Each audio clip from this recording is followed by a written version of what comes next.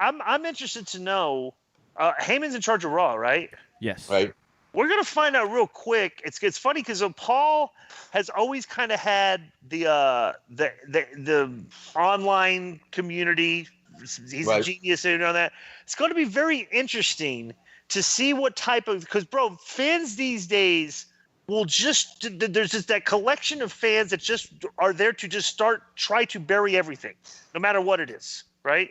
It's going to be interesting to see who Paul likes, like sees as his, because here's the thing, bro, you look at WWE right now, it's like there's no real top guys and bottom guys. You know what I'm saying? There's just like, there's not a lot of stars or anything. Everybody's kind of even, I'm going to be interested to see who Paul Heyman thinks are his core guys that he wants to put at the top and who he wants to push going forward, and see what the fans think of what he thinks. That's it, bro. The most important thing today is trying to navigate your way through all these wrestling trolls that are on social media and even show up to the shows to try to bury your product. You know, it's like, it doesn't take a big collection of fans that all think the same to start a chant that gets everybody else chanting along with them. You know what I'm saying? So there's like pockets of fans that can really disrupt a show and really cause havoc. You know, I want to see how those fans treat the WWE product, the one, especially the one that Paul's on Raw, see how they treat that product going forward. That, to me, that's the dynamic, and that's an interesting storyline that I'm looking at. You know what I'm saying? What do you think about that? Well, because if right now the crowd's kind of turning against Corbin being pushed or Lacey being pushed, if they keep being pushed, is the crowd going to turn against Paul and blame him? You know, or are they exactly. Exactly. Yeah. That's there's a lot of, bro, because wrestling fans are so smart these days. These are like storylines, and I'll tell you what, Russo brought up an interesting point. You know, I disagree with it because I ultimately don't think that that this plays good on television. Okay, because he says that until you make it reality based, it's never going to evolve. And I said, bro, but the reality based stuff is the stuff you talk about after the show. You know, during the show, like you can't. I don't think you're going to sell. Like he wants to put all that on the show, and I'm like, all these like creative conversations and kind of make it like Larry Sanders. I'm like, just for a traveling product that does house shows and live shows in front of people, I don't see how you can marry those. You know what I'm saying? And especially in this day and age with the way the crowd reacts. Because if you're basically doing a reality-based show and you're making the booking the part of the part of the show, like the focus of the show, the crowd will just to be contrarian, will shit on everything you try to do. Because that's the way they are, you know? Yeah. Well, I think you could throw reality elements of it without it all being a reality thing. Right. But his whole thing is like, he thinks the storyline, the storyline WWE, and it is, but it's the news storyline, is like Paul and Eric taking over. How does that affect Hunter? Like all that stuff. And like he says, that's your show. And I'm like, bro, you really think that people want to like turn on and watch like 10 minutes of Bruce Pritchard having a conversation with Eric Bischoff? You can't write that in this is stuff we talk about afterwards, or it's documentary style. But like the insiders, this is what is interesting to us. Casual fans, I don't know. What are you trying to say, Joe?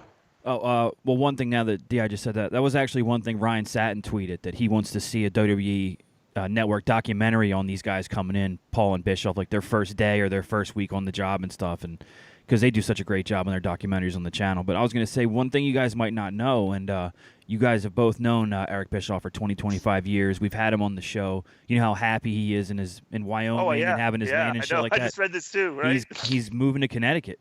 Yeah, can you believe that? Like next week or something, he's packing up and he's moving to Connecticut. So bro, he's in for the long haul. Let me be honest.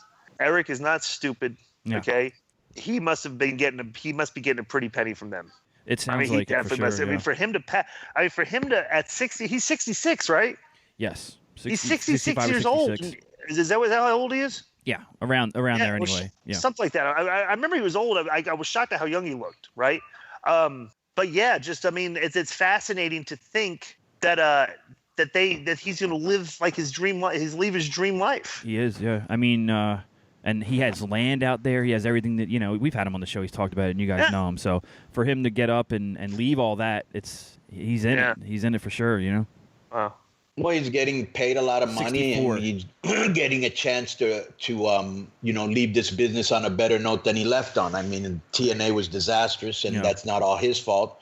But that was a dysfunctional company to begin with. I don't think anybody could have turned that place around. But anyways, I think Paul Lee is as smart as anybody I've ever met in this business. And he's always had a great eye for talent. He knows what works. I remember going to SmackDown once, and he was like, wait till you see the match that I have for the main event. It's a ladder match it was like Eddie, Ray, Christian, Edge. He always knows. The guy's brilliant, and he stayed in the business. Now what we got to see is, has the business passed Eric by? Because he's been a lot of years not really being that close to the business. But now he's got it. I'm sure that for many years, he's probably thought, if I ever had a chance, I'd do this differently. If I ever had a chance, I'd do this. And now he's got a chance to do it. And that's probably great for him to be able to show everything that he's learned in this business. So, it'll be interesting to watch. The most important thing to me is Vince has to let them do their job, because if he's going to be over their shoulder, micromanaging, this ain't going to work. One thing that Eric admittedly had is his fingerprints all over in Impact, and I know you were a big fan of this angle, Conan, was the Aces and Eights storyline. No, it's fucking stupid. It was a lot of Eric from what he said, and but the thing about it is when it built up to that cage match with Bubba Ray and AJ Styles, Impact drew 7,000 or 8,000 people for a pay-per-view. That's the most they've ever drawn, so people might not. I just think what happened with Aces and Eights was almost kind of like what happened with the NWO Black and White. There were just too many J-Brones in it, and it's really to me that whole Aces and Eight was Bubba Ray Dudley. That was it. He was the only guy I was interested in. He was the only guy cutting killer promos. Mm-hmm. Yeah. But I mean, at least it was a 6-month or so build until that revelation that Bubba was the leader the whole time or whatever. So the reason I'm saying that is at least it shows that Eric has his eye on the long-term stories that we don't really seem to get that much in the WWE product anymore. So. Yeah, well, fans nowadays, it doesn't seem like they like long-term shit. They want everything now, And I have the same problem in Mexico. Yeah.